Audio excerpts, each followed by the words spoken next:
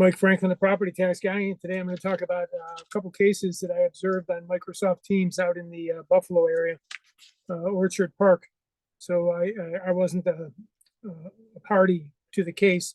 I was just observing. They're public hearings, and you can observe them. So I wanted to see what was going on with the case, and it was pretty darn interesting. I had generated a request for audio-visual coverage to the court, and they denied me what I consider to be my First Amendment freedom of press right to attend and record these hearings. They're saying that the court rules preclude the recording of these hearings, and my question is, why would that be? To me, I have a First Amendment right, free press, and if that right is to be limited, I think that there needs to be a logical explanation. They came up with a few things. They said RPTL 735 precludes it. RPTL 735 says the case is a determination, not precedent. Small claims assessment review hearing officer cases are decided on determination, not precedent. Therefore, no transcripts are necessary. They're saying a video is a transcript. Transcript, trans as in translate, script as in scribe, as in writing. Transcript, translation to writing. A video is not a translation to writing. Per Black's law, a transcript in the context of legal proceedings is a transcript to writing by a court stenographer. I'm not a court stenographer. I'm a member of the press. I regularly relay assessment matters to the public, and I've done so for years. And they suggested that I'm not a legitimate member of the press. Now, last I knew, CNN, Fox, the local news stations, they don't cover assessment matters in depth. They might, local news might do a once a year general story on it. I do them routinely and regularly. It's a niche market thing. You can't expect the ordinary media to cover. But also times have changed. This isn't the 1970s. This isn't the 1850s. We have social media, and as we've seen, the mainstream media is downsizing, and their role is being picked up by thousands, tens of thousands of news providers across the country, and I am one of those. So to suggest that I'm not legitimate media, well, number one, is ridiculous. Number two, the First Amendment indicates that the government, cannot regulate the press. So the government can't determine who's legitimate media and who is not. And it's kind of a ridiculous argument. What else did they come up with? Civil Rights Law 52. Civil rights laws protect other people's constitutional rights. The assessor has no expectation of privacy in a public hearing. Neither does the hearing officer. So that argument is ridiculous. I kept insisting upon a response. I submitted a request for reconsideration, and they finally got back to me. And I don't think that the actual hearing officer is the one that writes these things. Somebody in Eugene Fogman's office in the 6th Judicial District is writing this stuff up. And and the case isn't even in the 6th Judicial District, it's in the 8th Judicial District. But the 8th Judicial District is having trouble finding hearing officers because, basically they don't put any effort into it, even though it's their job to do so. So they had no hearing officers. And these cases are supposed to be, they're supposed to be scheduled within 45 days of the filing of the case, which was done in July of last year.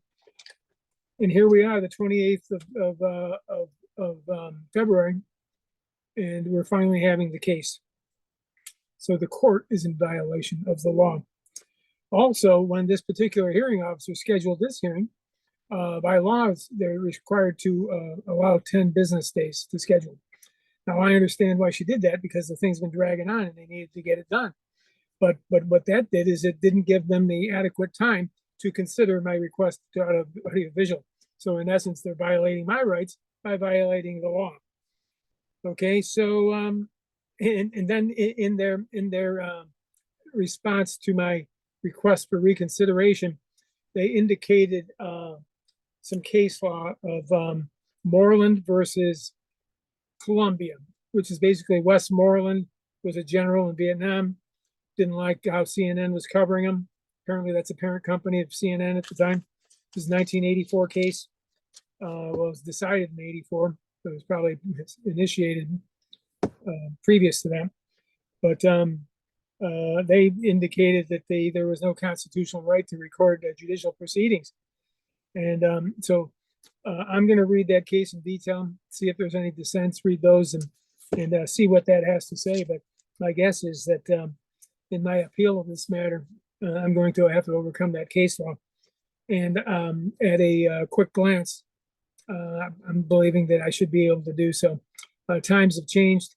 This isn't 1984. Social media is completely different. Everything's different. And and I just didn't see anything in that determination, that I just briefly reviewed that gives them justification to limit my First Amendment rights. Judicial policy does not trump the Constitution. And maybe it does because, the court decides what's constitutional. But to me, trumping the Constitution to meet the convenience of the court doesn't strike me as constitutional. And if they make it be constitutional, we may want to rethink about how our judiciary works, because that's not right. And that's basically the crux of my whole concern. But anyway, getting to the case, the hearing officer, I've interacted with her before. I think that she has good judicial demeanor.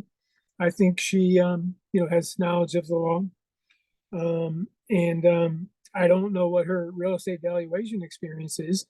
It strikes me as being, rather weak. But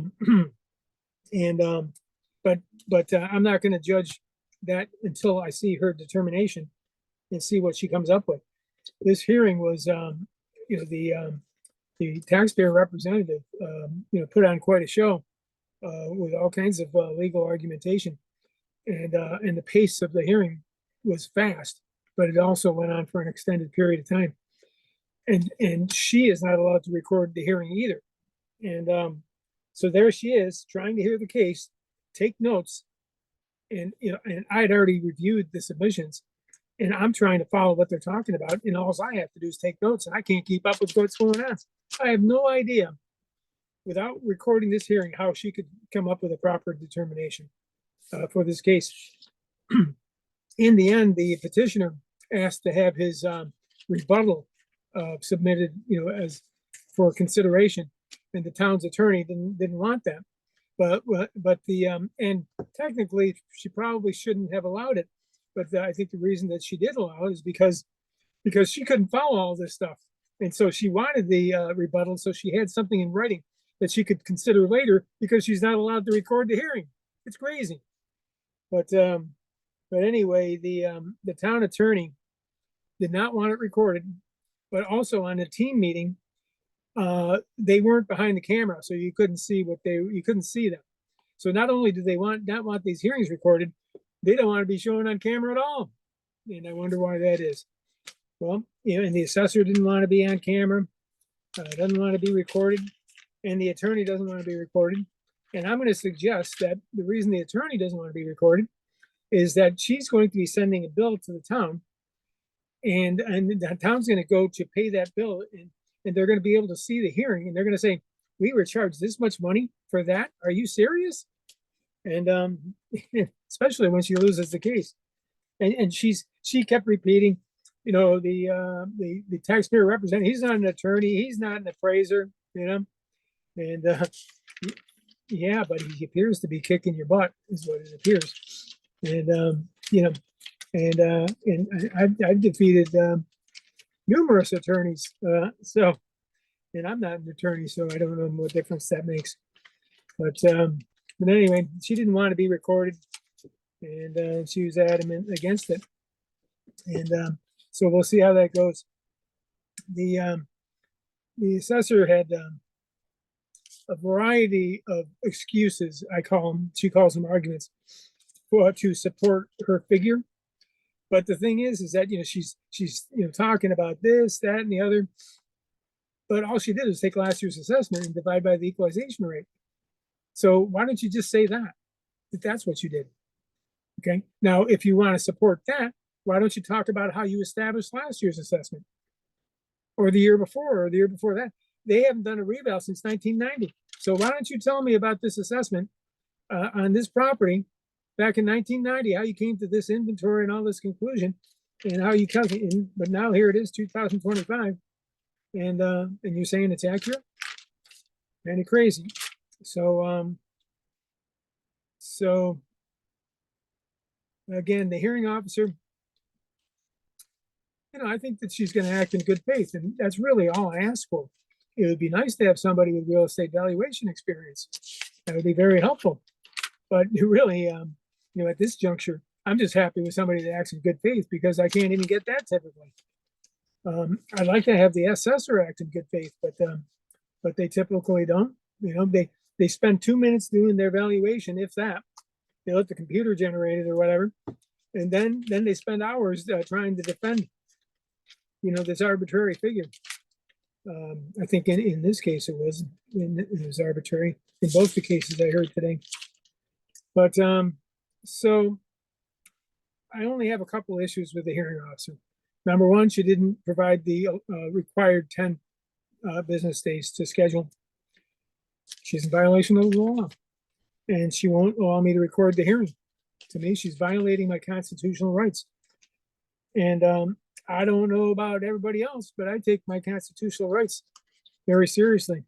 And a war was fought to establish constitutional rights. And to me, the violation of my constitutional rights is an act of war.